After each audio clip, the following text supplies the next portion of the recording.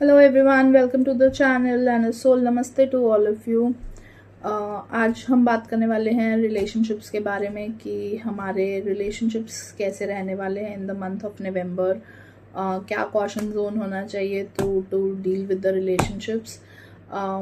This is in continuance to पहले हमने बात करी थी about your career, how your finances are going to be इस मंथ में, हेल्थ कैसे रहने वाली है आपकी, and to kind of end these readings, we would like to end it with कि आपका relationships कैसे रहने वाले हैं इस particular month में। Also अगर there's something कोई ऐसी रीडिंग है जो you want me to put it across on the channel, please let us know in the comments, and I would be happy to share that as well. So I'm going to spread the cards and please put an intent कि आपके लिए message आए जो भी आपके लिए है as of now. This relationship reading I'm going to do a general reading कि आपका आपका relationships कैसे रहने वाले हैं in the month of November. Now these relationships could be any आपकी वर्क बेस्ड पार्टनरशिप्स हो सकती हैं, mother daughter, mother son relationship, parent relationship with your parents, with your siblings and obviously with your spouses. So identify आप कीजिए कि आप किसके साथ and you want to while I am spreading the cards, तो आप वो इंटेंट डालिए कि आप किस पर्टिकुलर इंसान के साथ अपना रिलेशनशिप का डायनामिक्स चेक्स करना चाहते हैं इस टाइम पे, and you put that intent कि how the relationship is going to be and what is the relationship bringing to you, वो आपको पता चले through this reading.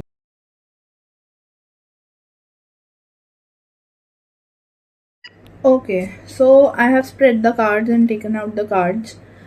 यहाँ पे हमने जो फर्स्ट कार्ड निकाला है that is for कि what does this relationship hold for you, yeah, where is this relationship basically taking you. So जिसके भी साथ जो भी आपका prospective relationship है in your mind, this relationship is going through a transformation phase as of now.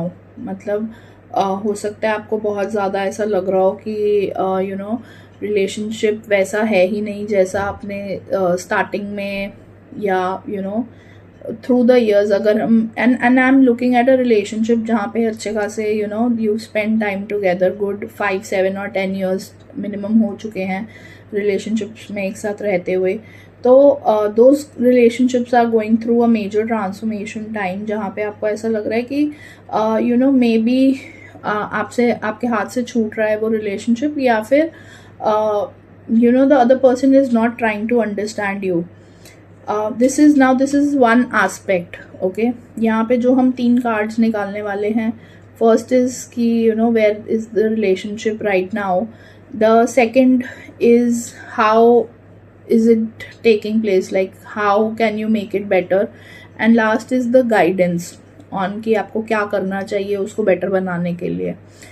तो as I've said कि आपको ऐसा लग रहा होगा that you're not resonating to, आप सामने वाले से बिल्कुल कनेक्ट ही नहीं कर पा रहे हो at this point in time.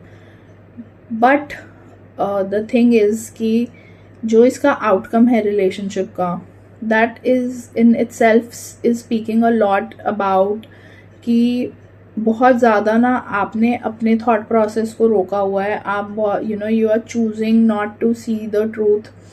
आप अपने ही माइंड में यू आर क्रिएटिंग सिनारियोज जिसकी वजह से आपको ऐसा लग रहा है that the other person is not paying attention to you और इज being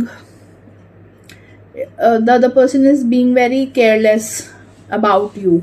ये आपको ऐसा लग रहा है, but then these are just you have closed yourself on a pedestal. आके आपने अपने आप को क्लोज कर लिया है जिसकी वजह से आपको ऐसा लग रहा है कि रिलेशनशिप स्टक हो गया एक जगह पे आके, which is not the truth. तो आप अपने आप को जितना ओपन करोगे ना उतना आपका सामने वाला पार्टनर भी आपके साथ बेटर डील कर पाएगा और आप तक अपनी बात को बेटर पहुंचा पाएगा. So that is the guidance. And now moving on to how, जब तक हमें guidance समझ नहीं आती ना actually, तब तक हमें समझ नहीं आता कि what मतलब next क्या phase होने वाला है. तो guidance को पकड़ना बहुत ज़रूरी होता है, because those are the steps that you need to take to maybe improve the relationship. और also किसी भी रीडिंग में गाइडेंस बहुत ज़रूरी इम्पॉर्टेंट एस्पेक्ट होता है. तो यहाँ पे जैसे गाइडेंस आपको ये कह रही है that you know you need to, आपको अपनी थॉट प्रोसेस को थोड़ा सा खोलना पड़ेगा, and you know you have to see all the aspect, तब आपका रिलेशनशिप बेटर होगा. So the second card was how the relationship is going to be. जब आप ये कर लोगे तो you are definitely going to move into a better path. आपका रिलेशनशिप फ्लरिश होगा.